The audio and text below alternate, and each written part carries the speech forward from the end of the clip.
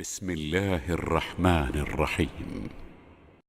يا أيها النبي اتق الله ولا تطع الكافرين والمنافقين إن الله كان عليما حكيما.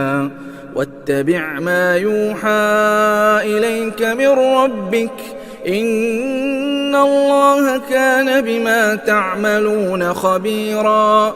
وتوكل على الله وكفى بالله وكيلا.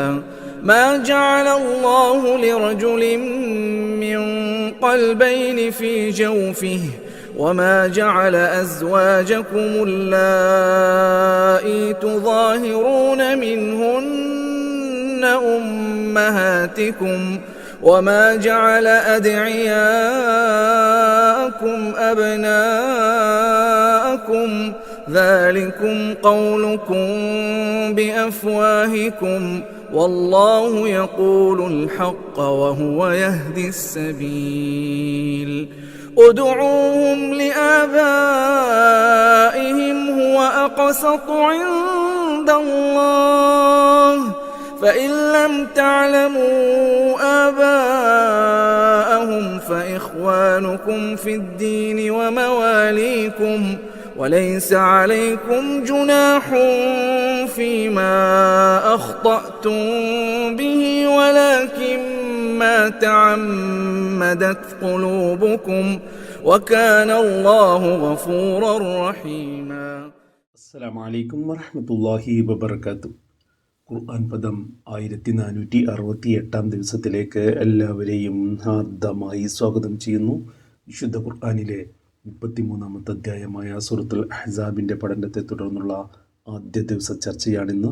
ചർച്ചക്കാരൻ പങ്കെടുക്കുന്നതിനായി ആദരണീയനായ doctor A വിലായത്തുള്ള സാഹിബിനെ ക്ഷണിക്കുന്നു. അസ്സലാമു അലൈക്കും വറഹ്മത്തുള്ളാഹി വബറകാതുഹു. അഊദു ബില്ലാഹി മിനശ് ശൈത്വാനിർ റജീം. ബിസ്മില്ലാഹിർ റഹ്മാനിർ റഹീം. യാ അയ്യുഹൻ നബിയ്യു തഖില്ലാഹ വലാ തുതിഇൽ കാഫിരീന വൽ മുനാഫിഖീൻ ഇന്നല്ലാഹ കാന അലീമൻ ഹകീമാ. واتبع ما يوحى إليك من ربك إن الله كان بما تعملون خبيرا.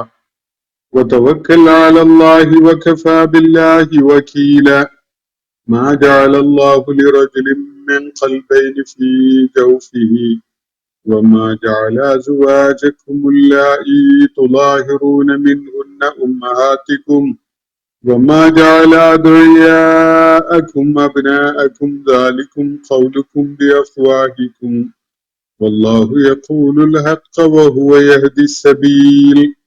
ادعوهم لآبائهم هو أقسط عند الله فإن لم تعلموا آباءهم فإخوانكم في الدين ومواليكم وليس عليكم جناح فيما أخطأتم به ولكن ما تعمدت قلوبكم وكان الله غفورا رحيما.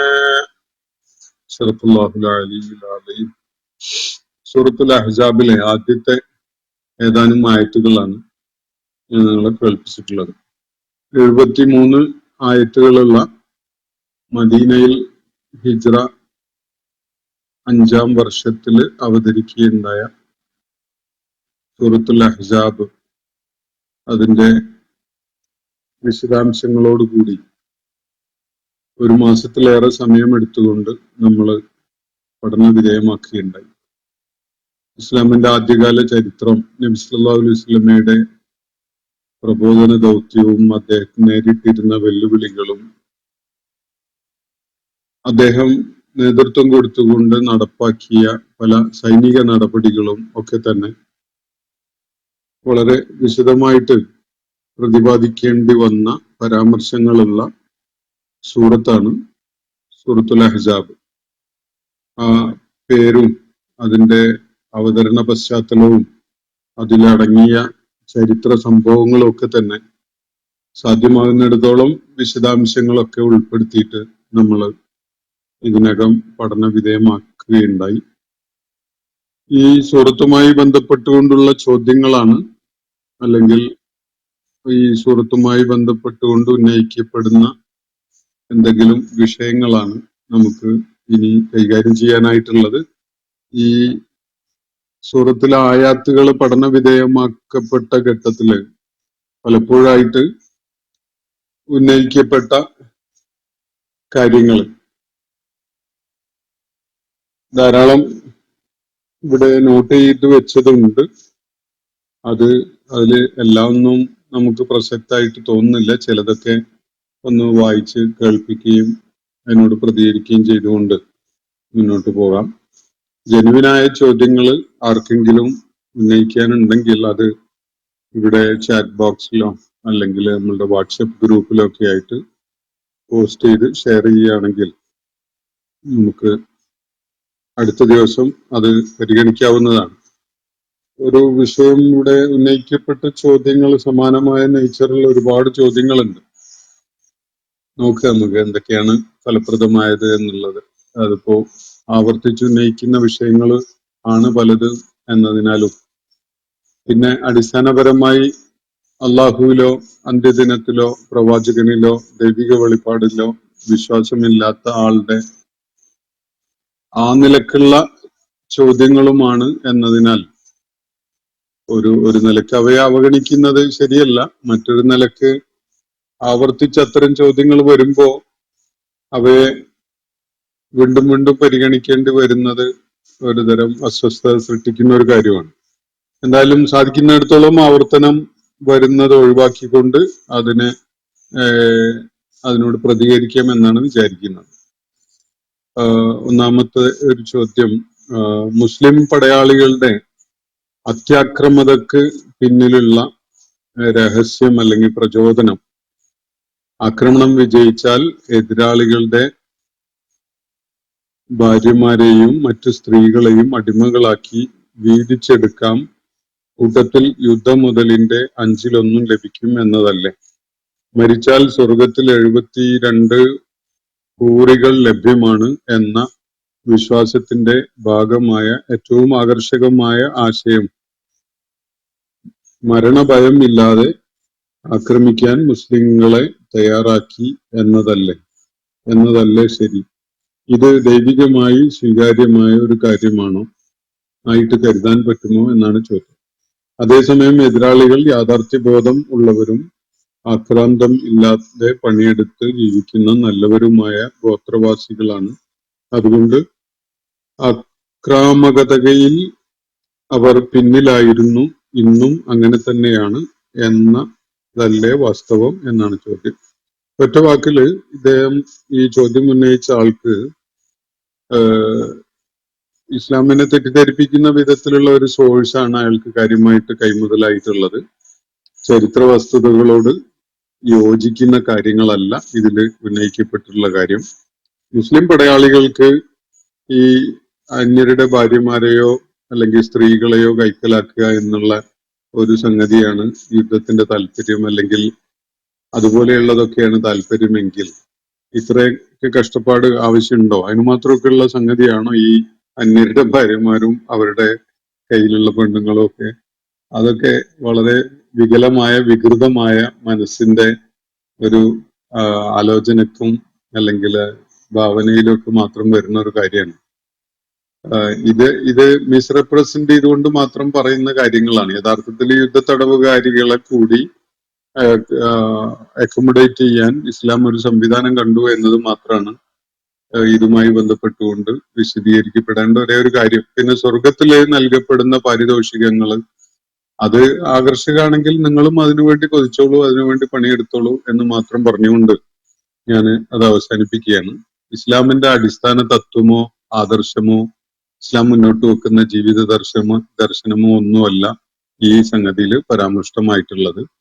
ഇസ്ലാമിന്റെ ആദർശവും ഇസ്ലാം മുന്നോട്ട് വെക്കുന്ന ജീവിത ദർശനവും ഒക്കെ നിങ്ങൾക്ക് സ്വീകാര്യമാണെങ്കിൽ അത് പോസിറ്റീവായിട്ട് കാണുക. അതല്ലെങ്കിൽ ഇങ്ങനെയുള്ള സംഗതികളിൽ കുടുങ്ങി അങ്ങനെ കിടന്നോളൂ. ജീവിതകാലം കഴിയുന്നത് വരെ നിങ്ങൾക്ക് അങ്ങനെയുള്ള കാര്യങ്ങളൊക്കെ പറഞ്ഞുകൊണ്ടിരിക്കാൻ സാധിക്കും. പിന്നീട് എന്തൊക്കെ അനന്തര ഫലങ്ങളാണ് വന്നു ചേരാനിരിക്കുന്നത് അതൊക്കെ നിങ്ങൾക്ക് നേരിടുകയോ ഏറ്റുവാങ്ങുകയോ ചെയ്യാം. ഞാൻ അത്രയും സൂചിപ്പിച്ചുകൊണ്ട് അത് അവസാനിപ്പിക്കുകയാണ്. ഇതുപോലെ വിലയിരുത്തലുകൾ ആർക്കും നടത്താം. അങ്ങനെ നടത്തിക്കൊണ്ട് നിങ്ങൾക്ക് അങ്ങനെ തുടരാം. സത്യാന്വേഷിയാണെങ്കിൽ സത്യം എന്തെന്ന് കണ്ടെത്താനുള്ള ഒരു ജെനുവിനായ ശ്രമം തന്നെ നടത്തേണ്ടതുണ്ട് എന്ന് സൂചിപ്പിക്കുകയാണ്. മറ്റൊന്ന്, ധൂമത്തുൽ ജന്തൽ വിഭാഗത്തിൽപ്പെട്ട കൊള്ളക്കാരെ ഓടിച്ചത് ഒരു സാമൂഹ്യ പ്രവർത്തനം എന്നതിലുപരിയായി സാമ്പത്തികമായി മുസ്ലിങ്ങളെ അത് സഹായിക്കും എന്നത് കൊണ്ട് ചെയ്ത ഒരു പ്രവൃത്തിയല്ലേ? ഒരേ സ്ഥലത്ത് ഒന്നിൽ കൂടുതൽ ഇത്തരം സംഘങ്ങൾ നിലനിൽക്കുക സാധ്യമല്ല എന്ന അവസ്ഥയും ഉണ്ട്. ഇതാണ് ഇദ്ദേഹം പറയുന്നത്. എന്ന് പറഞ്ഞാൽ ഈ നബി സല്ലല്ലാഹു അലൈഹി വസല്ലം നേതൃത്വം കൊടുത്തുകൊണ്ട് കച്ചവട സംഘങ്ങൾ കടന്നു പോകുന്ന വഴിയിൽ തങ്ങിയിരുന്ന ഒരു കൊള്ള സംഘത്തിനെ കൈകാര്യം ചെയ്ത അവരെ അവിടുന്ന് തുരത്തി ഓടിച്ച ഒരു സംഭവം ഞാൻ ഈ സൂറത്തിനെ പരിചയപ്പെടുത്തുന്ന വിശദമായ ചർച്ചക്കിടയിൽ പരാമർശിച്ചിരുന്നു.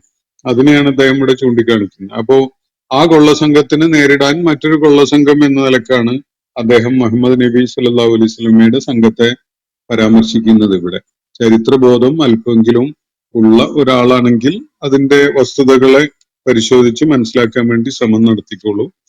നബി സല്ലല്ലാഹു അലൈഹി വസല്ലമയെ ഒരു കൊള്ളസംഘമായി, അദ്ദേഹത്തെയും അനുയായികളെയും ഒരു കൊള്ളസംഘമായിട്ടാണ് നിങ്ങൾക്ക് ഇത്രയും സൂറത്തുകളൊക്കെ പഠന വിധേയമാക്കുന്ന ഘട്ടത്തിൽ നിങ്ങൾ സാന്നിധ്യം ഉണ്ടായിട്ടും നിങ്ങൾക്ക് അങ്ങനെ അനുഭവപ്പെട്ടിട്ടുള്ളെങ്കിൽ അത് നിങ്ങളുടെ വിധി, നിങ്ങളുടെ തീരുമാനം. ഞാനത് വിടുകയാണ്.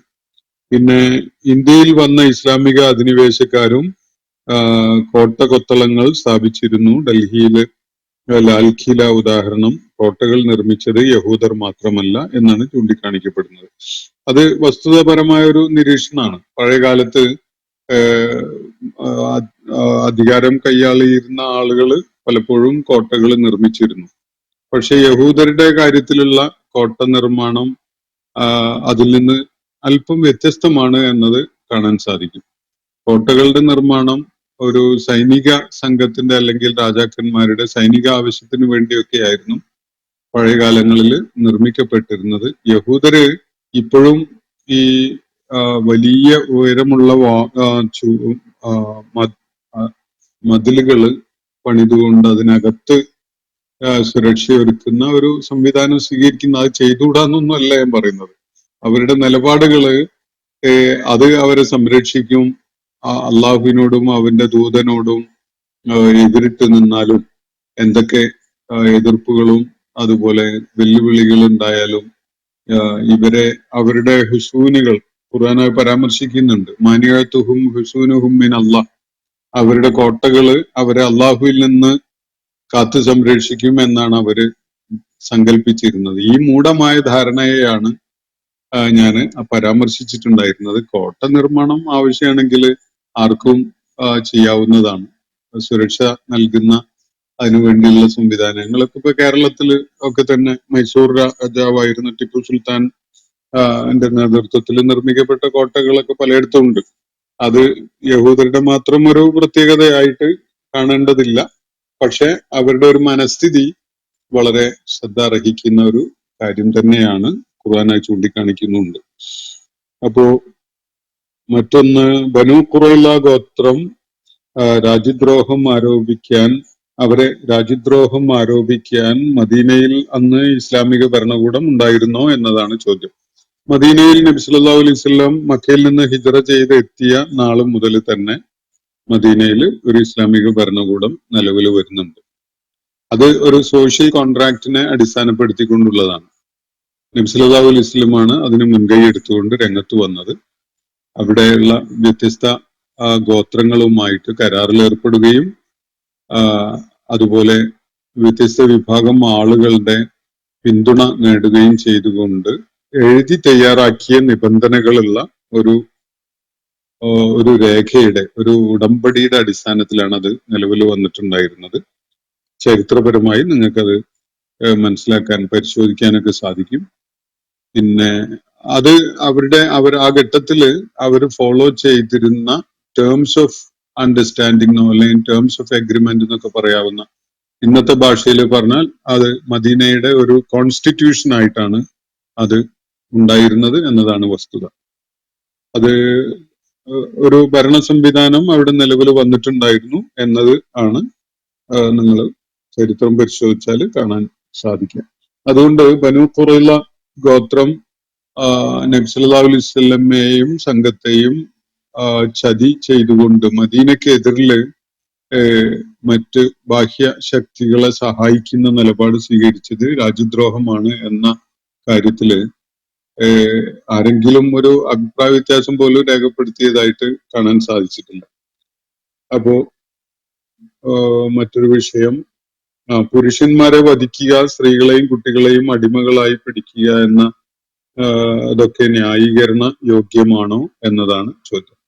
അവര് ചെയ്ത പാതകം എത്രത്തോളം ന്യായീകരണമുള്ളതാണ് എന്നതൊന്ന് വിലയിരുത്തി നോക്കൂ. അപ്പം നിങ്ങൾക്ക് മനസ്സിലാവും ഒരു രാജ്യത്തെ അല്ലെങ്കിൽ ഒരു ഭൂപ്രദേശത്തെ ജനങ്ങളെ ഒന്നാകെ ചതി ചെയ്തുകൊണ്ട് ബാഹ്യശക്തികളെ സഹായിക്കുകയും അതിൽ യാതൊരു ട്രാൻസ്പാരൻസി ഇല്ലാത്ത വിധത്തിൽ വഞ്ചന തന്നെ ആയിട്ട് അത് അങ്ങനെ ഒരു കാര്യം ചെയ്യുകയൊക്കെ ചെയ്ത കൂട്ടരെ നിങ്ങളുടെ ഏത് നിയമവ്യവസ്ഥ വെച്ചുകൊണ്ടാണ് നിങ്ങൾ അവരെ കൈകാര്യം ചെയ്യാം, എന്ത് നിലപാടാണ് നിങ്ങൾ അതിൽ സ്വീകരിക്കുക എന്നതൊക്കെ ഒന്ന് ആലോചിച്ച് നോക്കൂ. ഇത് ബനൂ ഖുറൈളയുടെ കാര്യത്തില് അവര് തന്നെ തെരഞ്ഞെടുത്ത നബി സല്ലല്ലാഹു അലൈഹി വസല്ലമയുടെ അനുയായികളിൽപ്പെട്ട ഒരാളെ അവര് തന്നെയാണ് പേര് നിർദ്ദേശിച്ചത്. അദ്ദേഹം തീരുമാനിക്കുന്ന അദ്ദേഹത്തിന്റെ നിർദ്ദേശം നടപ്പിലാക്കുന്നതിൽ ഞങ്ങൾ യോജിപ്പാണുള്ളത്, അദ്ദേഹം ഞങ്ങൾക്ക് വേണ്ടി ഒരു തീരുമാനം എടുക്കും എന്ന് തന്നെയാണ് അവിടെ പറഞ്ഞിട്ടുണ്ടായിരുന്നത്. അവര് ചൂസ് ചെയ്ത ആളാണ്, അയാളാണ് ഈ കാര്യത്തിൽ തീരുമാനം എടുക്കുകയുണ്ടായത് എന്നതും ശ്രദ്ധേയമാണ്. അപ്പോ ഇത് ന്യായീകരണം അർഹിക്കുന്നതാണോ എന്നൊക്കെ ചോദിച്ചാല് എന്താണ് അവിടുത്തെ പ്രശ്നം എന്നുള്ളതൊന്ന് പഠിച്ചു നോക്കൂ. അപ്പൊ ന്യായീകരണം ഉള്ളതാണോ അല്ലേന്ന് മനസ്സിലാവും. വെറുതെ നിരപരാധികളായ ഒരു കൂട്ടരെ ഏതെങ്കിലും നിലക്ക് ദ്രോഹിക്കുക എന്നുള്ള ഒരു സംഗതിയല്ല അവിടെ ഉണ്ടായിട്ടുള്ളത് എന്നത് നിങ്ങൾക്ക് കാണാൻ സാധിക്കും. അപ്പോ പിന്നെ അടുത്ത ചോദ്യം, ഇന്ത്യയും ഇസ്ലാമിക അധിനിവേശക്കാർ ഇത് തന്നെ അല്ല ഇന്ത്യയിലും ചെയ്തത്? അതാണല്ലോ പരാജയപ്പെട്ടാൽ രാജസ്ഥാനിലും മറ്റും സ്ത്രീകൾ ആഴികൂട്ടി അതിൽ ചാടി ആത്മഹത്യ ചെയ്തിരുന്നത് എന്നാണ് ചിന്മയ ചൂണ്ടിക്കാണിക്കുന്നത്.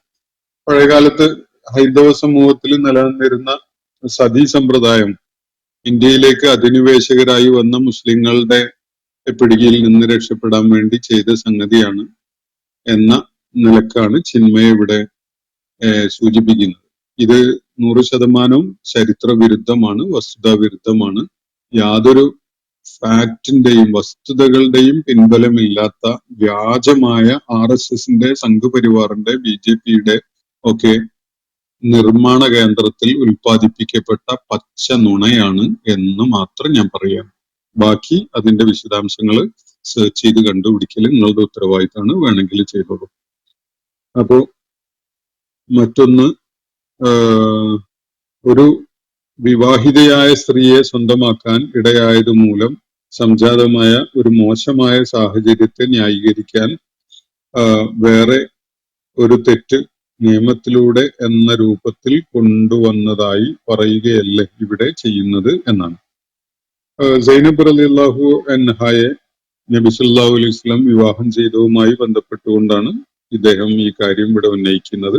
അതിന്റെ വസ്തുതകള് വളരെയേറെ വിശദാംശങ്ങളോടുകൂടി നമ്മൾ ക്ലാസ്സിനിടക്ക് തന്നെ വിശദമാക്കിയിട്ടുണ്ട്.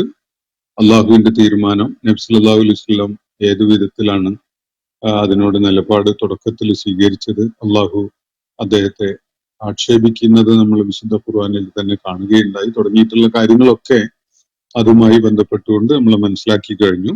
കൂടുതൽ സ്വന്തമായിട്ട് വായിച്ച് പഠിച്ച് മനസ്സിലാക്കുക. മറ്റൊന്ന്, ദത്തുപുത്ര സമ്പ്രദായം അവസാനിപ്പിക്കാൻ അള്ളാഹുവിന്റെ ഒരു ആയത്ത് മതിയായിരുന്നില്ലേ? അതിനൊപ്പം എന്തിനാണ് സൈനബ് റളിയല്ലാഹു അൻഹയുടെ വിവാഹം നബി സല്ലല്ലാഹു അലൈഹി വസല്ലമയുമായി നടത്തേണ്ട ആവശ്യം വന്നത്? വേറൊരു വരനെ കണ്ടെത്താമായിരുന്നില്ലേ? മാത്രമല്ല ഇതിലൂടെ വളരെ അടുത്ത ബന്ധുക്കൾ നബി സല്ലല്ലാഹു അലൈഹി വസല്ലമയുടെ കസിനും തമ്മിൽ നബിയും കസിനും തമ്മിലുള്ള വിവാഹം നടത്താം എന്ന തെറ്റായ ഒരു കീഴ്വഴക്കം കൂടി ഉണ്ടായി വന്നില്ലേ എന്നാണ്. ഇതിൽ അവസാനം ഉന്നയിച്ച കാര്യത്തിന് മറുപടി ഞാൻ പറയാം. ഇസ്ലാമില് കസിൻസ് വിവാഹിതരാവുന്നത് ഒരു തെറ്റായ നടപടിയല്ല. അത് അള്ളാഹു വിലക്കിയിട്ടുള്ള കാര്യമല്ല. എന്നല്ല, ആദ്യകാല മുസ്ലിങ്ങൾക്കിടയിൽ ഇത് വളരെ കൂടുതൽ ഉണ്ടായിരുന്നു. ഇന്നും അത് നടക്കുന്നുണ്ട്. ഇസ്ലാം അതിന് യാതൊരു വിലക്കും കൽപ്പിച്ചിട്ടില്ല. ഇസ്ലാം വിവാഹം നിഷിദ്ധമാക്കിയ ആളുകൾ വേറെ തന്നെ ലിസ്റ്റ് ചെയ്ത് തന്നിട്ടുണ്ട്. നമ്മളത് ഈ സൂറത്തിന്റെ തന്നെ പഠനത്തിന്റെ ഭാഗമായി പരാമർശിച്ചിട്ടും ഉള്ളതാണ്. അതുകൊണ്ട് തെറ്റായ ഒരു കീഴ്വഴക്കമല്ല അത് എന്നാണ് ഒന്നാമതായി പറയാനുള്ളത്. ദൈവിക നിയമത്തിന്റെ അടിസ്ഥാനത്തിലാണല്ലോ ഈ തെറ്റും ശരിയും തീരുമാനിക്കപ്പെടുന്നത്. അതുകൊണ്ട് അത് തെറ്റേ അല്ല. പിന്നെ ദത്തുപുത്ര സമ്പ്രദായം അവസാനിപ്പിക്കാൻ ഒരു ആയത്തിറക്കിയാൽ മതിയായിരുന്നില്ലേ എന്നാണ് ഇദ്ദേഹം ചോദിക്കുന്നത്. അതിപ്പോ ചിന്മയക്കോ ഈ ചോദ്യം ഉന്നയിക്കുന്ന ആളുകൾക്കോ കേൾക്കുന്ന എനിക്കോ നിങ്ങൾക്കോ ഒക്കെയാണ് അള്ളാഹുവിനേക്കാൾ ഇക്കാര്യത്തിൽ ബുദ്ധിയും വിവരവും അറിവും ഒക്കെ ഉള്ളത് എന്നതാണ് ആ ചോദ്യത്തിന്റെ സ്വരം. അങ്ങനെ കരുതുന്നവർക്ക് അങ്ങനെ തന്നെ കരുതിക്കൊണ്ടിരിക്കാം.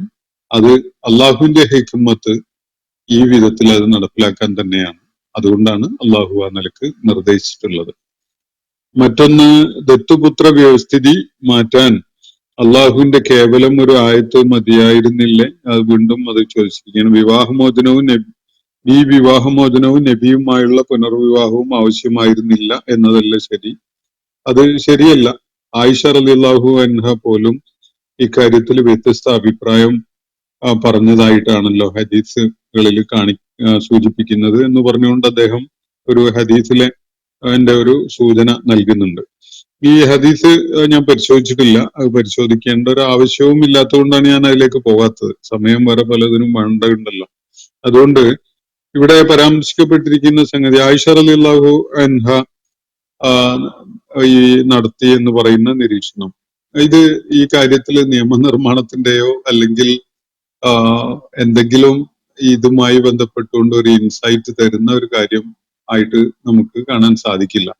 കാരണം അത് അള്ളാഹുവിന്റെ കൃത്യമായ നിർദ്ദേശം ഈ സൂറത്തുൽ അഹ്സാബിൽ ഇത് സംബന്ധമായി അവതരിപ്പിക്കപ്പെട്ടിട്ടുള്ളത് നമ്മളുടെ കൺമുന്നിലുണ്ട്. അതുകൊണ്ട് അതിന്റെ ശരിതെറ്റുകൾ പരിശോധിക്കാൻ വേണ്ടി വേറെ സംഭവങ്ങളിലേക്ക് നമ്മുടെ ശ്രദ്ധ കൊണ്ടുപോവേണ്ട യാതൊരു ആവശ്യവുമില്ല എന്ന് മാത്രം സൂചിപ്പിക്കുകയാണ്.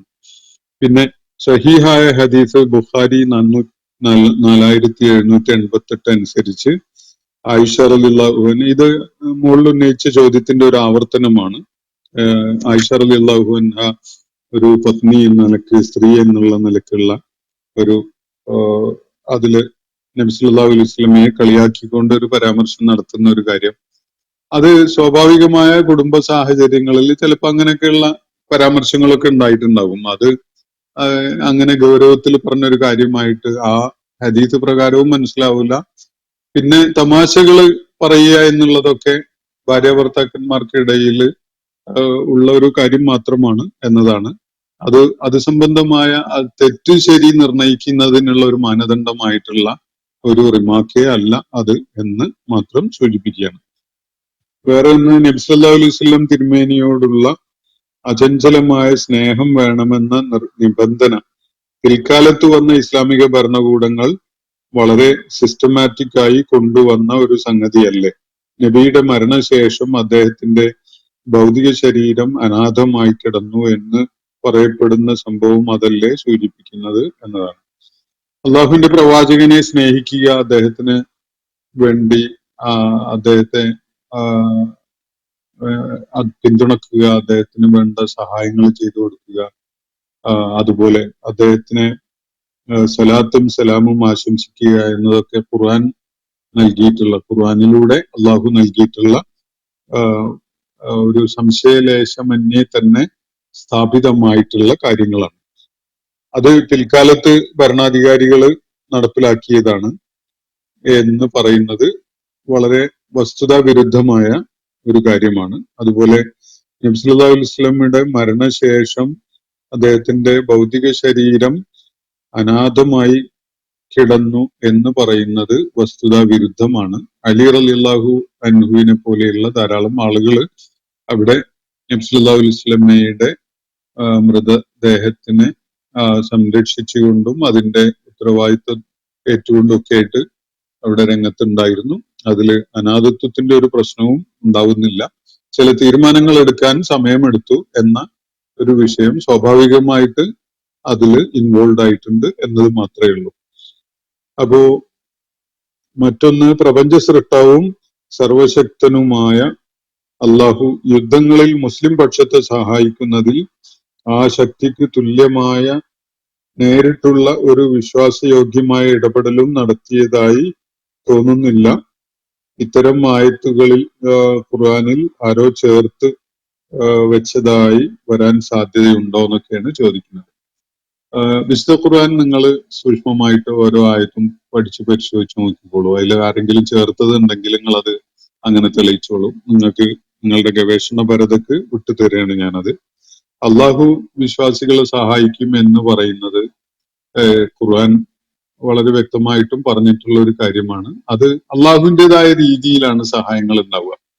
ഭൂമുഖത്ത് പലതും ഉണ്ടായി വരുന്ന സംഭവിക്കുന്നത് ദൈവികമായ തീരുമാനങ്ങളുടെ കൂടി ഫലമായിട്ട് ആണ് എന്നത് സൂക്ഷ്മമായിട്ട് നമുക്ക് മനസ്സിലാവുക ഈ ദൈവിക നടപടികൾ നടപ്പിലാക്കുന്ന അതിന്റെ നടപടിക്രമങ്ങൾ എന്താണ് എന്നത് നമുക്ക് ബോധ്യപ്പെടുമ്പോഴും മനസ്സിലാവുമ്പോഴുമാണ്. അള്ളാഹു പ്രത്യക്ഷത്തില് ദൈവിക നടപടിയാണ് എന്നത് വിശ്വാസമുള്ള ആളുകൾക്ക് ബോധ്യപ്പെടുന്ന വിധത്തിൽ ഒരുപാട് നടപടികളും ഇടപെടലുകളും ഒക്കെ നടത്തുന്നത് നമ്മളുടെയൊക്കെ തന്നെ ജീവിതത്തില് അനുഭവങ്ങൾ ഉള്ളതാണ്. അതുകൊണ്ട് അള്ളാഹുവിൽ വിശ്വാസമുണ്ടോ, അള്ളാഹു എന്നൊരു അസ്തിത്വം ഉണ്ടോ എന്ന കാര്യമൊക്കെ ആദ്യം ഒരു തീരുമാനം എടുത്തിട്ട് ഈ കാര്യങ്ങൾ പരിശോധിച്ചാൽ മതി. അപ്പോൾ നിങ്ങൾക്കും ബോധ്യപ്പെടും.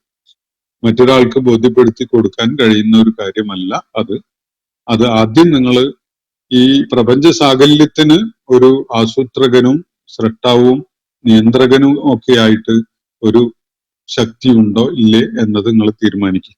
എന്നിട്ട് ബാക്കി കാര്യങ്ങളിലേക്ക് നമുക്ക് ചർച്ച കൊണ്ടുപോകാം. അപ്പോ മറ്റൊന്ന്, ഹമാസിനെയും ഫലസ്തീൻ ജനതയെയും സഹായിക്കാനും അള്ളാഹു വ്യക്തമായ ദൈവിക ഇടപാട് നടത്തിയില്ല. അള്ളാഹു ഇസ്രായേലിനെ കൊണ്ട് ഇറാനെ ആക്രമിപ്പിച്ചു, പാഠം പഠിപ്പിച്ചു എന്നൊക്കെ കരുതുന്നത് ലോജിക്കൽ ആണോ? ഇറാന് ശക്തി ഉണ്ടായിരുന്നെങ്കിൽ ഇറാൻ എന്തിനാണ് പ്രത്യാക്രമണങ്ങൾ അവസാനിപ്പിച്ചത് എന്നതാണ്. ഇറാൻ പ്രത്യാക്രമണങ്ങൾ അവസാനിപ്പിച്ചതിന് അവരുടെ ഭാഗത്ത് അതിനുള്ള ന്യായങ്ങൾ ഉണ്ടാകും. ഒന്ന്, ഇസ്ലാമിന്റെ സ്ട്രാറ്റജി യുദ്ധം സംബന്ധമായിട്ടുള്ളത് ഈ ആദ്യം ഒരു ഒത്തുതീർപ്പുണ്ടാക്കാനോ യുദ്ധം അവസാനിപ്പിക്കാനോ കിട്ടുന്ന ഉടമ്പടിയിലേക്ക് പോകാവുന്ന ആദ്യത്തെ അവസരം തന്നെ ഉപയോഗപ്പെടുത്തുക എന്നുള്ളത് നബി സല്ലല്ലാഹു അലൈഹി വസല്ലം യുദ്ധത്തിന്റെ സ്ട്രാറ്റജി ആയിട്ട് പിന്തുടർന്നിരുന്ന ഒരു കാര്യമാണ്. ഇത് ദീർഘകാലം യുദ്ധം ഉണ്ടാവുക, പോരാട്ടങ്ങളിൽ അസംഖ്യം ആളുകൾ മരിച്ചു വീഴുക എന്നതൊന്നും ഇസ്ലാമിന്റെ ലക്ഷ്യമല്ല. സമാധാനത്തിന് വേണ്ടിയാണ് ഇസ്ലാം നിലകൊള്ളുന്നത്. അനിവാര്യമായ ഘട്ടങ്ങളിൽ മാത്രമാണ് ഏറ്റുമുട്ടൽ ഇസ്ലാം അനുവദിക്കുന്നത്. ഒരു ഉടമ്പടിയിലൂടെ വെടിനിർത്തൽ നടപ്പിലാക്കാൻ സാധിക്കുമെങ്കിൽ ഇസ്ലാം ഏറ്റവും ആദ്യം പ്രിഫറൻസ് കൊടുക്കുന്ന കാര്യം അത് തന്നെയാണ്. പിന്നെ ഇസ്രായേലിന്റെ കാര്യത്തില് യാഥാർത്ഥ്യബോധമുള്ള ഭരണകൂടങ്ങൾ സ്വീകരിക്കുന്ന ഒരു കാര്യം മാത്രമേ ഇറാനും ഇക്കാര്യത്തില് യുദ്ധം അവസാനിപ്പിച്ചുകൊണ്ട് ചെയ്തിട്ടുള്ളൂ. കാരണം ഇവിടെ ഇറാന്റെ മേൽ ഒരു അക്രമപരമായിട്ടാണ് ഇസ്രായേലും പിന്നീട് അമേരിക്കയൊക്കെ ഇടപെട്ടിട്ടുണ്ടായിരുന്നത്. അതില് അള്ളാഹുവിന്റെ തൗഫീഖ് കാരണമായിട്ട് ഇറാനിന് പിടിച്ചു നിൽക്കാൻ സാധിച്ചു. വലിയ ഒരു പ്രത്യാക്രമണം ഇസ്രായേലിന് നേരെ നടത്താൻ കഴിഞ്ഞു. ഇസ്രായേലിനെ അതിന്റെ ഒരു പാഠം പഠിപ്പിക്കാനും സാധിച്ചു എന്നത് ഒരു വസ്തുതയാണ്. താൽക്കാലികമായിട്ടാണെങ്കിലും ഫലസ്തീനികൾക്ക്, ഗസയിലെ ആളുകൾക്ക് അത് ഒരു സഹായകമായിട്ടുണ്ട്. ഇപ്പോഴും ഗസയിലെ ആളുകളുടെ അവസ്ഥ വളരെ പരിതാപകരമാണ്. പക്ഷെ ലോകത്ത് നിലനിൽക്കുന്ന അന്തർദേശീയ നിയമങ്ങള്, ഭൂമിശാസ്ത്രപരമായ കാരണങ്ങള് ഒക്കെ കണക്കിലെടുക്കുമ്പോൾ ഈ ഏറ്റുമുട്ടല്, ഇസ്രായേലിനെതിരിലുള്ള ആക്രമണം അവസാനിപ്പിക്കാതെ തുടർന്നു പോവുക എന്നത് ഇറാനെ സംബന്ധിച്ചിടത്തോളം അത്ര വയസ്സാണെന്നൊന്നും പറയാൻ വയ്യ. കാരണം അമേരിക്ക ഇപ്പോൾ ഒരു ആക്രമണം നടത്തി എന്നത് പലപ്പോഴും അമേരിക്കയുടെ മിഡിൽ ഈസ്റ്റിലുള്ള സൈനിക കേന്ദ്രങ്ങളിൽ നിന്ന് ഒന്നാകെ ഇറാനെ വളഞ്ഞിട്ട് ആക്രമിക്കുന്ന ഒരവസ്ഥയിലേക്ക് കാര്യങ്ങൾ പോവുകയാണെങ്കിൽ അത് ചിലപ്പോൾ വളരെ അപകടകരമായിരിക്കും ഇറാനെ സംബന്ധിച്ചിടത്തോളം. അങ്ങനെയൊക്കെയുള്ള കണക്കുകൂട്ടലുകൾ എന്തായാലും ഇറാന്റെ സൈനിക ഇന്റലിജൻസിന്റെ പഠനത്തില് ന്യായമായിട്ടും അങ്ങനെയുള്ള വിഷയങ്ങളൊക്കെ കടന്നു വരുന്നുണ്ടാവും. അങ്ങനെയുള്ള സംഗതികളൊക്കെ പരിഗണിച്ചുകൊണ്ടായിരിക്കണം അവര് സന്ധിയിലേക്കും അതുപോലെ സമാധാനത്തിലേക്കും ഒക്കെ പോകാൻ വളരെ ധൃതിയിൽ തന്നെ സന്നദ്ധരായത് എന്നാണ് ഞാൻ കരുതുന്നത്. മാത്രമല്ല ഇത് വിജയമാവുക എന്നതും ഒരു ആവശ്യമാണ്. ഈ ഇസ്രായേലിനെ ആക്രമിക്കുക എന്നുള്ളത് മാത്രം മതിയായത് ഒരു ഇസ്രായേലുമായിട്ട് ബോർഡർ പങ്കിടുന്ന ഒരു രാജ്യമല്ല ഇറാൻ. അങ്ങനെ ആയിരുന്നെങ്കിൽ ഗസയിലെ ആളുകൾ ഇങ്ങനെ ഇത്രയും ദുരിതം അനുഭവിക്കുന്ന അവസ്ഥ ഉണ്ടാകുമായിരുന്നില്ല. ഇറാൻ ഫലസ്തീനിലെ ആളുകളെ സംബന്ധിച്ചിടത്തോളം ഇസ്രായേലുമായിട്ടോ അല്ലെങ്കിൽ ഫലസ്തീനുമായിട്ടോ ഒക്കെ ബോർഡർ പങ്കിടുന്ന ഒരവസ്ഥയായിരുന്നു ഇറാൻ ഉണ്ടായിരുന്നതെങ്കിൽ ഇങ്ങനെയുള്ള ഉപരോധവും അതിനെ തുടർന്നുള്ള പട്ടിണി മരണങ്ങളും ഒന്നും ഉണ്ടാകുന്ന അവസ്ഥ അവിടെ ഉണ്ടാകുമായിരുന്നില്ല എന്നാണ് ഞാൻ മനസ്സിലാക്കുന്നത്. അപ്പോ അത് ഇറാൻ സ്വീകരിച്ച ഒരു വാർ സ്ട്രാറ്റജിയാണ് യുദ്ധത്തിന്റെ വിജയം എന്നതും നമ്മൾ മനസ്സിലാക്കേണ്ടതുണ്ട്. യുദ്ധം ചെയ്ത് ഒരു സമൂഹത്തെ പൂർണ്ണമായിട്ട് അങ്ങ് ഇല്ലാണ്ടാക്കുക എന്നത് അല്ല യുദ്ധത്തിന്റെ ഇസ്ലാം സ്വീകരിക്കുന്ന നയം എന്നതും ശ്രദ്ധേയമാണ്. പക്ഷെ ഇസ്രായേലിനെ ഒന്ന് നിലക്ക് നിർത്തുന്ന ഒരു നടപടിയിലേക്കൊക്കെ പോവുക എന്നത് ലോകം പ്രതീക്ഷിച്ചിരുന്ന ഒരു കാര്യമൊക്കെയാണ്. പക്ഷെ അത്രത്തോളം ഇറാൻ പോയിട്ടില്ല. അത് പോകാതിരിക്കുന്നത് അവര് യാഥാർത്ഥ്യബോധം ഉൾക്കൊണ്ടുകൊണ്ട് നിലപാട് സ്വീകരിച്ചുകൊണ്ടായിരിക്കും എന്നാണ് ഞാൻ കരുതുന്നത്. അവരുടെ കപ്പാസിറ്റി എത്രമാത്രം ഉണ്ട്, അത് എത്രമാത്രം വയസ്സാണ് യുദ്ധം തുടരുന്നത് എന്നൊക്കെ അവർ പരിഗണിക്കുമല്ലോ. സ്വാഭാവികമായിട്ട് അത്തരം പരിഗണനകൾ അവരുടെ നയനിലപാടുകൾ രൂപീകരിക്കുന്നതിന് തീർച്ചയായിട്ടും ഉണ്ടാവും. ഇതൊക്കെ അള്ളാഹു തന്നെയാണോ പറയുന്നത് എന്ന അടുത്ത ചോദ്യമാണ്. നബിയുടെ ജീവിതത്തിലെ ദൈനംദിന സംഭവങ്ങളിൽ പോലും നിരന്തരം വാക്കുകളാൽ ഇടപെടുന്ന അള്ളാഹു എന്തുകൊണ്ടാണ് വ്യക്തമായൊരു ഇടപെടൽ മുസ്ലിങ്ങൾക്കും നബിക്കും ഭീഷണി ഉയർത്തുന്ന സന്ദർഭങ്ങളിൽ ഒന്നും നടത്താതിരിക്കുന്നത്? അത് സംശയങ്ങൾ ഉയർത്തുന്നില്ലേ എന്നാണ്. സംശയങ്ങൾ എന്നെ സംബന്ധിച്ചിടത്തോളം അല്ലെങ്കിൽ വിശുദ്ധ ഖുർആനിൽ വിശ്വസിക്കുന്നവരെ സംബന്ധിച്ചിടത്തോളവും ഇല്ല എന്നാണ് ഞാൻ മനസ്സിലാക്കുന്നത്. സംശയങ്ങളുള്ളവര് സംശയിച്ചവിടെ ഇരുന്നോളൂ, അത്രേ ഈ സംബന്ധമായിട്ട് പറയാനുള്ളൂ. അള്ളാഹുവിന്റെ സഹായം ഏത് വിധത്തിലാണ് ഉണ്ടാവുക എന്നത് സത്യവിശ്വാസം ഉൾക്കൊണ്ട ആളുകൾക്ക് മനസ്സിലാക്കാൻ സാധിക്കും. യാതൊരു പ്രയാസവും. അള്ളാഹു അതിനെ അസാധാരണമായ വിധത്തിൽ ഏതെങ്കിലും ഒരു ഇടപെടൽ നടത്തി നേരിട്ട് യുദ്ധ രംഗത്ത് വന്ന് അത് നടപ്പിലാക്കുക അല്ലെങ്കിൽ അതുപോലെയുള്ള ഒരു സംഗതിയല്ല. പ്രയത്നം ആരുടെ ഭാഗത്തു നിന്നുണ്ടാവുമ്പോഴും അതിന് ഫലം കാണും. അങ്ങനെ തന്നെ അത് ഇസ്ലാം പഠിപ്പിക്കുന്ന കാണാൻ കഴിയും. ആരാണോ പ്രയത്നിക്കുന്നത് അവർക്കാണ് ഫലം ഉണ്ടാക്കാൻ സാധിക്കുക. പ്രയത്നം നടത്തുമ്പോൾ അതിന്റെ ഫലം കാണും. അത് മുസ്ലിങ്ങളായാലും മറ്റുള്ളവരായാലും ഒക്കെ തന്നെ. പക്ഷെ എല്ലാ നിലക്കും അള്ളാഹുവിന്റെ ഫേവർ ഉണ്ടാവുക, അള്ളാഹുവിന്റെ പിന്തുണ ഉണ്ടാവുന്നത് ഈ വിശ്വാസം ഉൾക്കൊണ്ട ആളുകൾക്കാണ്, സത്യവിശ്വാസികൾക്കാണ് എന്നത് ഖുർആൻ പ്രഖ്യാപിക്കുന്ന ഒരു കാര്യമാണ്. അത് ഭൗതിക ലോകത്ത് അവർക്ക് സൈനിക വിജയം ഉണ്ടാക്കും എന്നൊന്നും അത് ഒരു അഷുറൻസ് ആയിട്ട് അള്ളാഹു നൽകിയിട്ടില്ല. ചിലപ്പോ അള്ളാഹു രക്തസാക്ഷ്യം നൽകി, ഷഹാദത്ത് നൽകിക്കൊണ്ട് അവർക്ക് അങ്ങനെ ഒരു സൗഭാഗ്യം നൽകാനായിരിക്കും അള്ളാഹുവിന്റെ തീരുമാനം. അതൊക്കെ അള്ളാഹുവിന്റെ ഇഷ്ടമനുസരിച്ച് അള്ളാഹു നടപ്പിലാക്കുന്ന കാര്യമാണ്. മറ്റൊന്ന്, പ്രപഞ്ച സൃഷ്ടാവും സർവശക്തനുമായ അള്ളാഹു യുദ്ധങ്ങളിൽ മുസ്ലിം പക്ഷത്തെ സഹായിക്കുന്നതിൽ ആ ശക്തിക്ക് തുല്യമായ നേരിട്ടുള്ള ഒരു വിശ്വാസയോഗ്യമായ ഇടപെടലും നടത്തിയതായി അത് വീണ്ടും ആവർത്തിച്ചു ചോദിച്ചിരിക്കുകയാണ് ഈ കാര്യം. അത് വിടുക. മറ്റൊന്ന്, ചിന്മയ, ഈ പറയപ്പെടുന്ന യുദ്ധങ്ങളെല്ലാം ഭൗതിക നേട്ടങ്ങൾക്ക് വേണ്ടി തന്നെ ആയിരുന്നില്ലേ? യുദ്ധമുതലുകൾ വീതിച്ചെടുക്കുക, അടിമകളായി പിടിക്കുന്ന സ്ത്രീകളെയും കുട്ടികളെയും വീതിച്ചെടുക്കുക തുടങ്ങിയ പൈശാചിക താല്പര്യങ്ങളായിരുന്നു ഈ ആക്രമണങ്ങൾക്ക് പിന്നിൽ പ്രേരക ശക്തി എന്ന ആരോപണം ശരിയല്ലേ എന്നതാണ്. ഒറ്റ വാക്കിൽ ഇതിന് നേരത്തെ ഉത്തരം പറഞ്ഞു കഴിഞ്ഞിട്ടുണ്ട്. പിന്നെ ഇങ്ങനെ ഒരു ആരോപണം ആരെങ്കിലും ഉന്നയിക്കുന്നുണ്ടെങ്കിൽ അത് ശരിയല്ല എന്നും ഒറ്റ വാക്കിൽ ഉത്തരം പറയുകയാണ്.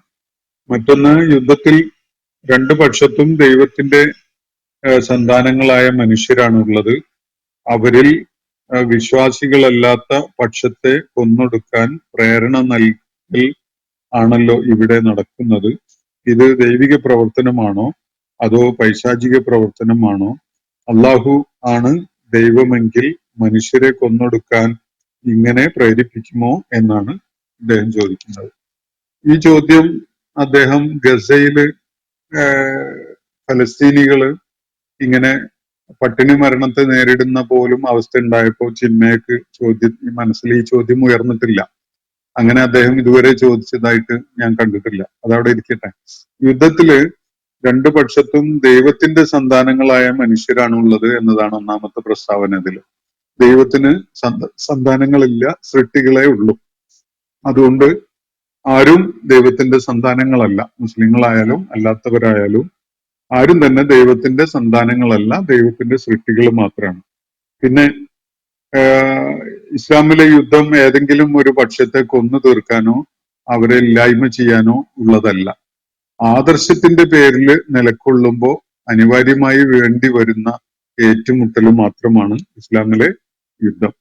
അപ്പോ ഇതിൽ പൈശാചികത കാണുക എന്നത് ആണ് നിങ്ങൾക്ക് സാധിക്കുന്നതെങ്കിൽ ഭൂമുഖത്ത് ഇവിടെ സത്യവും അസത്യവും തമ്മിലുള്ള ഒരു ഏറ്റുമുട്ടലും വേണ്ടതില്ല.